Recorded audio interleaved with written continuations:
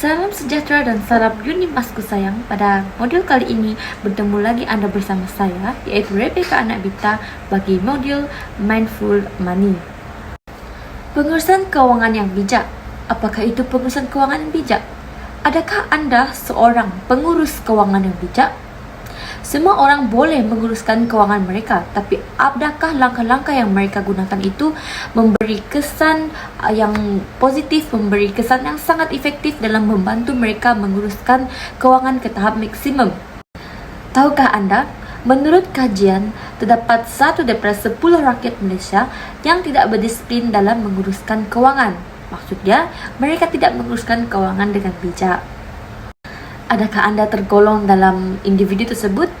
Oleh itu, bahagian ini akan menerangkan dan memberitahu Anda tentang pengurusan keuangan yang betul.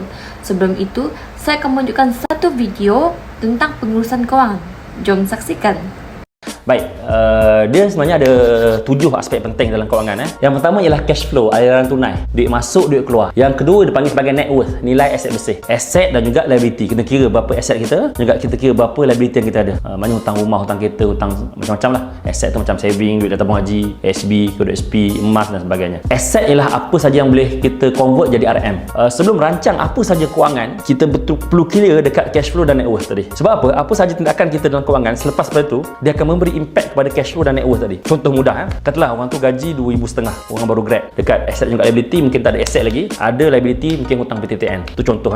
Bila kita beli kereta, dia akan menyebabkan dekat bahagian expenses tadi akan meningkat, betul tak? Dan daripada contoh daripada 500 campur dengan katalah instrumen kereta RM500 lagi, so dia akan jadi 1,000, baki lagi 1,500. Ini contoh sajalah. Kemudian dia akan memberi impact dekat net worth tadi, penyata aset bersih tadi. Dia akan tambah, contohlah harga kereta RM30,000, harga kereta RM40,000, so dia akan masuk dekat aset. Dan kemudian dekat liability akan masuk juga kereta tadi dekat bahagian baki hutang kereta. Jadi sebab tu poin yang saya nak highlight ialah tindakan kita dalam kewangan dia akan memberi impact pada 2 benda tadi, iaitu cash flow dan juga net worth. Jadi dalam apa saja perancangan kewangan, mesti concern yang pertama ialah dekat cash flow dan juga net worth. Okey. Next, perancangan jangka masa panjang. Nombor 3 ialah simpanan. Simpanan kita kena ada at least 3 ke 6 bulan gaji. Kalau gaji kita 2,000 sebulan, kena ada lebih kurang 6,000 at least 3 bulan gaji, kata lebih baik lagi 12,000 bersama dengan 6 bulan gaji. Kenapa? Saving ini gunanya, simpanan ini gunanya lah untuk menghadapi situasi musibah ataupun kecemasan. Contohnya katalah kereta rosak, duit hilang, kena pergi klinik. Jadi ada at least wang simpanan, wang emergency 3 ke 6 bulan gaji, at least 3 bulan gaji lah. Ada satu lagi, 2 senario, kalau bisa katalah time-time ekonomi tengah gawat sekarang ni, tiba-tiba kita kena berhenti kerja. Jadi dengan adanya saving sebanyak 3 ke 6 bulan gaji, kita dapat survive at least 3 ke 6 bulan untuk kita cari kerja baru. Yang keempat ialah protection ataupun perlindungan keuangan. Inilah yang disebut sebagai takaful. Sebab ada benda-benda situasi-situasi musibah buruk yang berlaku dalam diri kita, kalau berlaku dia akan memberi impact besar pada cash flow kita, iaitu akan hilang income kita, dan juga automatik akan berkesan juga pada net worth kita. Iaitu contohnya ada 3, kita sebutkan ada 3D. Pertama ialah death, kedua ialah disable, yang ketiga ialah disease. Kalau berlaku salah satu daripada 3 perkara ini, akan menyebabkan kita hilang punca pendapatan. Jadi sebab itu dalam pengurusan kewangan, selepas saving tadi, kita perlukan juga protection, supaya kalau apa berlaku, dia boleh cover cash flow dengan net worth. Mana kata kalau berlaku musibah tadi, tak perlu jual rumah, tak perlu jual kereta, tak perlu keluar duit ke SP, tak perlu keluar duit saving. Jadi pampasan takaful cukup untuk gantikan pendapatan kita tadi. Objektif kewangan berbeza-beza. Fungsi saving adalah untuk menyediakan dana kecemasan. Fungsi takaful pula yang utama ialah untuk perlindungan pendapatan